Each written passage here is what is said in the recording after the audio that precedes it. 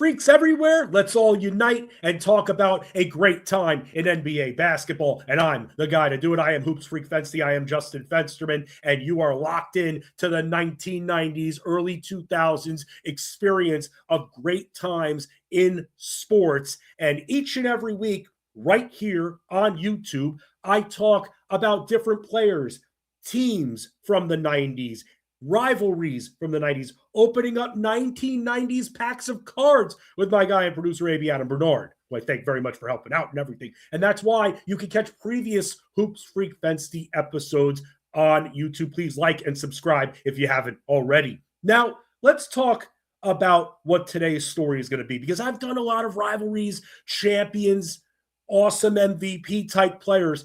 But let's not forget, there were a bunch of other teams that had solid cores to them that we often forget about because they were halted by some of the other powerhouses in the NBA at the time. And one of those teams that comes to mind, a lot of fun to talk about, the 1990s Cleveland Cavaliers. The 90s Cavs were a fun team, but here's the interesting thing about this Cleveland team. It wasn't like the team kept growing and growing and growing. They added pieces and development that started in the mid-1980s, but it kind of all just landed on them in one fell swoop. Back in 1986, Lenny Wilkens, champion at the time, takes over as coach. Lenny Wilkens won a title with the Seattle Supersonics in the 1970s. So new coach, a winning coach. And then in the 1986 NBA draft, they landed a haul. First overall and five-time All-Star Brad Daugherty joins the squad. Ron Harper, 8th overall. They make a trade with Dallas back then on draft day, getting Mark Price, the sharpshooter, another sharpshooter. They essentially got their backcourt and their center on that specific day back in 1986. One fell swoop. Thinking about those Mavs teams, those Dallas Mavericks teams back in the 80s with Derek Harper on them and Rolando Blackman, and looking at some of those teams and what they could have been, Mark Aguirre, if they ended up keeping Mark Price. But Mark Price goes to Cleveland. Hot Rod Williams joining the show there after being drafted the year before. So they had a lot of rookies on this team with a new coach. It's a recipe for awesomeness, because as the late 80s came and went, this team became a defensive powerhouse. By 1988, they're a 42-40 team. And that year in 87-88, they end up trading Kevin Johnson and Mark West in a package for Larry Nance. More size added to this team. Daugherty, Nance, they had some big guys. Hot Rod Williams, huge guys on this team. It was a team full of trees. Brad Daugherty, a powerhouse big man that once he got the ball even near the paint, you couldn't stop this guy. He was huge in size, a 7-footer, but also had a lot of that latitude there on him too, in order for him to be able to take over the paint, which he did. A guy you just could not stop. You have him, you have Larry Nance. When you have multiple big guys out there and you can't size up against them, then you're going to get fouled a lot. And that's going to take some of the opposition's bigs out, and then the Cavs are just going to dominate you offensively. And thinking all of those combinations of players with guys like Steve Kerr, who they ended up landing. They had Del Curry at one point. As I mentioned before, Ron Harper. They had a lot of good scoring guards combined with a lot of strong big men. This team should have gone up and up and up and up. But there was one team that would halt them in the late 80s and early 90s. Shocker, halted a lot of contenders in the Eastern Conference, the Chicago Bulls. The dang Chicago Bulls, taking them out of the playoffs 2 years in the 1980s, including, by the way, 1989 in Game 5, Cavs up 1, Michael Jordan hits what became known as the shot over Craig Elo to win the series for Chicago at the buzzer and sending a 57-win Cleveland Cavaliers team home that had multiple all-stars at this point. Mark Price was not only a silky smooth shooter, one of the best strokes we've seen, but he's also a great passer, averaged a lot of assists, one of the quickest guards in the NBA, incredible, a 90% free throw shooter. That's the guy you want at the stripe more than anyone with less than a second to go, and you have a chance to take the lead. You want Mark Price at that free throw line. And that's what we're looking at in 1989, a 57-25 season where you're ninth in offense and second in defense, down the tubes, thanks to Michael Jordan hitting a buzzer beater and eliminating Cleveland for the second straight year. Now, this is where things get a little bit interesting, because in 1989, 1990, you started to see shifting a little bit. And this is where I have to question the organization, because what they decide to do, and I know at this point you've got Steve Kerr. I get that they acquire him, and they added another guard who clearly has scoring ability, but they end up trading Ron Harper, a 20-plus point scorer. They end up trading him away to get Danny Ferry, who was in Italy, because when he got drafted the prior year, a year before, second overall by the Clippers, he didn't want to play for the Clippers. So instead, he opted to go play overseas. And because Cleveland didn't have enough height, yes, they did, they decided to trade a big-time scorer in Ron Harper in order to get even more size. It never made any sense. It never did. They keep Ron Harper, maybe they can compete with the Chicago Bulls in years to come. Ron Harper would later become a Chicago Bull and would be in the backcourt with Michael Jordan, winning multiple championships. This guy had the winning pedigree in the 80s and the early 90s, and they just traded him to get even more size. They had multiple 6'10 guys. It made absolutely no sense. But beyond that, they started to deal with some injuries by the time they hit the late 80s, early 90s. Brad Daugherty, and this would be a little bit of a thorn in his side or in his back for his career. When he hurt himself, he really hurt himself. And that became a major problem, because in 1990, this team starts the decade with a 42-40 team. Still a top 10 defense, but they lose to the Philadelphia 76ers in 5 games, who had won the Atlantic Division, having Charles Barkley at the time. 1990-1991, a completely wasted season, 33 wins. Why? Because Mark Price tore his ACL that year, and that was the end of that. And that just shows. Now, imagine if they still had Ron Harper on the team. Then that scoring is accounted for. That scoring is made up for, but they didn't have that secondary option. They had other guys they could turn to, but at the same time, when Mark Price goes down, that's when the wheels start to fall off on the full team. That's what made Mark Price the impactful player he was, because he did a little bit of everything. Played just 16 games, that was it. Daugherty was an all-star. Yay, Danny Ferry, back from Italy, 33-win season. Wasted, completely wasted. So now the last 2 seasons, Cleveland's been dealing with major injuries to core pieces. But in 91-92, that all changed.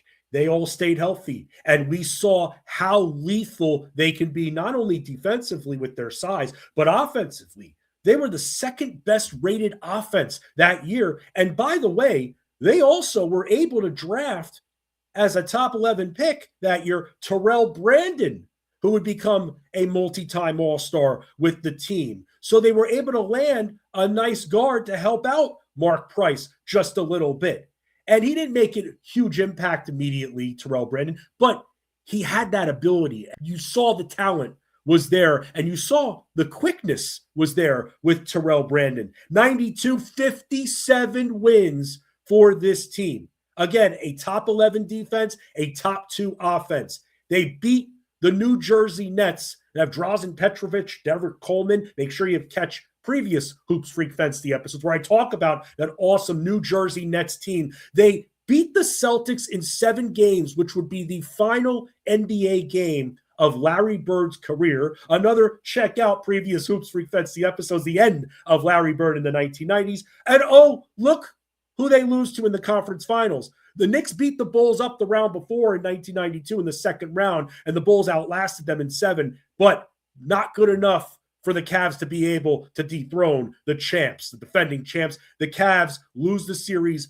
4-2 in the Eastern Conference Finals, and unfortunately, that would be their best crack at getting to the NBA Finals. But they had the depth. They had the team. Even losing a piece like Ron Harper, they had immense size. You couldn't get by them once you hit the paint. You hit the floor once you hit the paint against these guys. They're too big. Nance and Doherty alone take over the entire paint by themselves. Look at the size of these guys. How are you able to compete? But that's how good and dominant the Bulls were in the 1990s.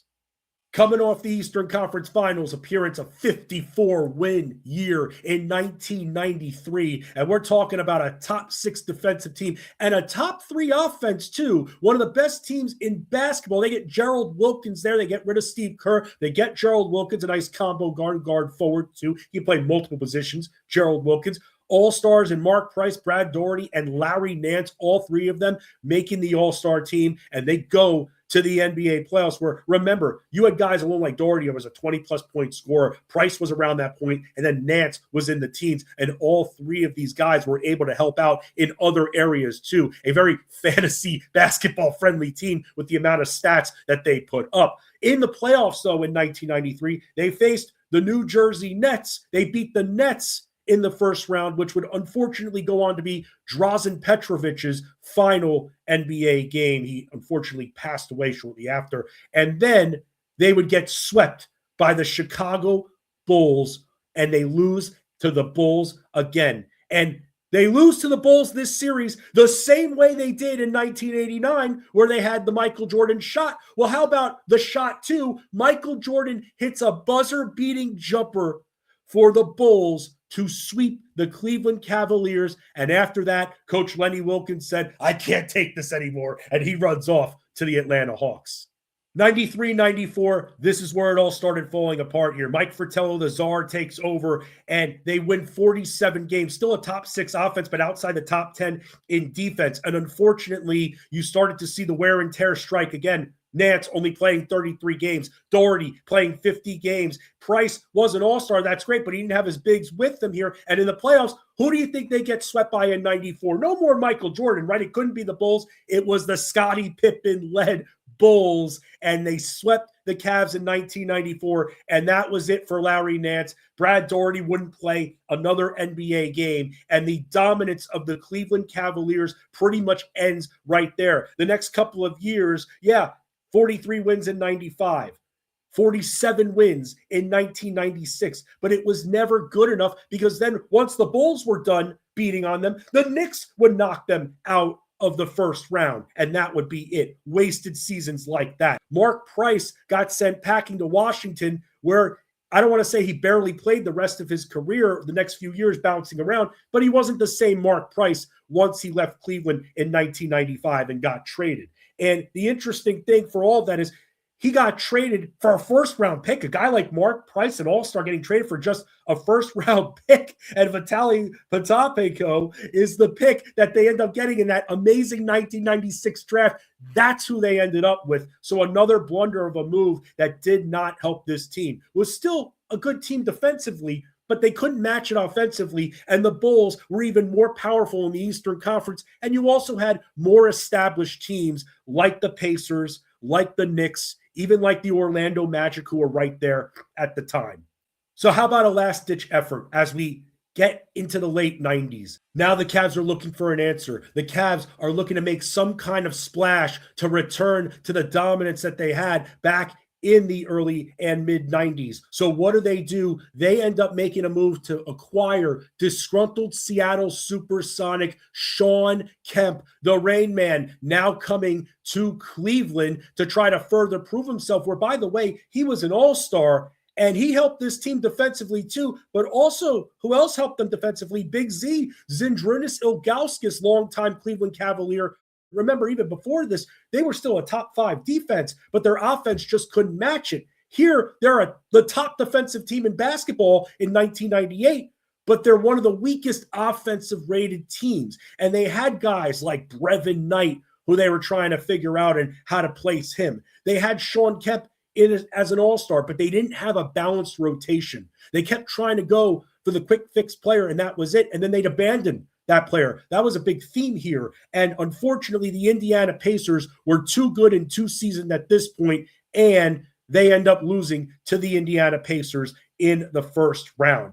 And then that is when everything kind of fell off. Mike Fratello was done after the lockout-shortened 1999 season. Shawn Kemp was still averaging over 20 points per game, but then all of a sudden he was moved, drafted Andre Miller, and the Cavs were just not the same, and they weren't competitive really again until the LeBron James years. But there was a little portion of the 1990s where the Cleveland Cavaliers, even in the 80s, but in the 1990s, you saw this team on paper. They were one of the most dangerous teams out there.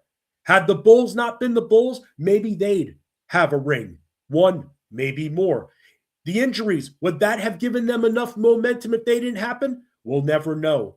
But if we don't talk about the Cleveland Cavaliers and teams that maybe didn't win a championship, but were still damn good, then we're going to forget about these players. We're going to forget about all-stars like Mark Price, Brad Daugherty, a fun NBA Jam team. We'll forget Ron Harper was on this team. Larry Nance, solid dunker, was on this team. There were a lot of key components too, like Terrell Brandon. We would never talk about them, though, if we only focused on those teams that won and not those teams that could have won. And unfortunately, like a lot of teams, the Bulls took out the Cleveland Cavaliers. Give me a follow at Fensty Sports, Fensty Sports on X and Instagram, and catch a new Hoops Freak Fensty episode every single Saturday right here on YouTube, because the 1990s were awesome. They were cool. And these basketball times allow us to relive everything from our glory days and the glory days of the NBA from the 1990s. I'm Justin Fensterman. See you freaks later.